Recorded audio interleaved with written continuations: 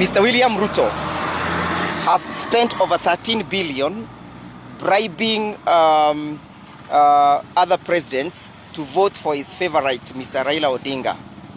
That is a statement he has been brought here, and we have declined to record any statement, and therefore we have elected to remain silent. Most importantly is that he's being charged with offenses under the Cyber Crimes Act.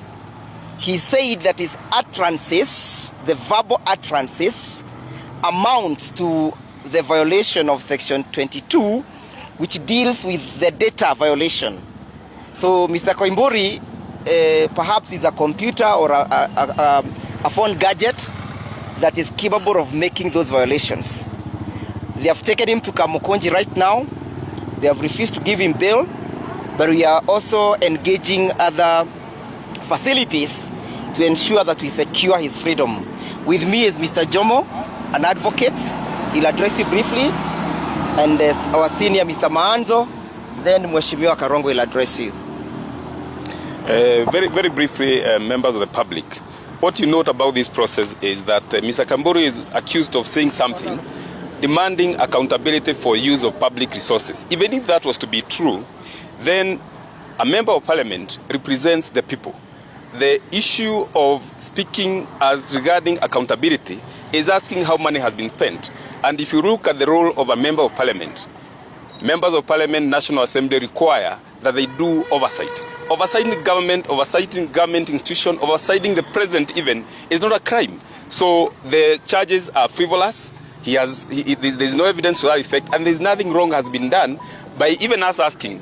Everyone is asking how much was spent in the campaign for the chairmanship for AUC, so that whatever they are being charged with is an abuse of office and it is illegal. So that this is a clear case of intimidation, so that people don't ask about the truth, which is a wrong thing. I think our senior counsel, Mr. Manzo, can address the issue. Yes, I want to say that what he has been charged with is frivolous.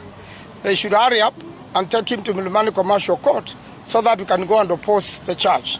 But I want to say that one of the biggest tasks Honorable Kiumburi has is to impeach President Ruto.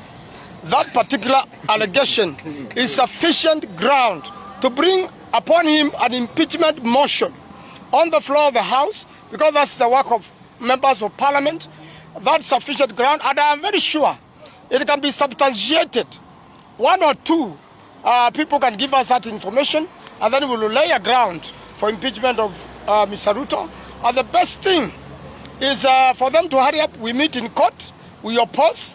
It's a very frivolous charge. In fact, it doesn't exist in any books of law. It is intimidation. It should only be asked to clarify. And if he can be able to clarify, then that is his job, given by the people of Juja. Sorry. Thank you very much. As you have been told, the reason why we came here is to stand in solidarity with one Gachuagua, George Kiumburi.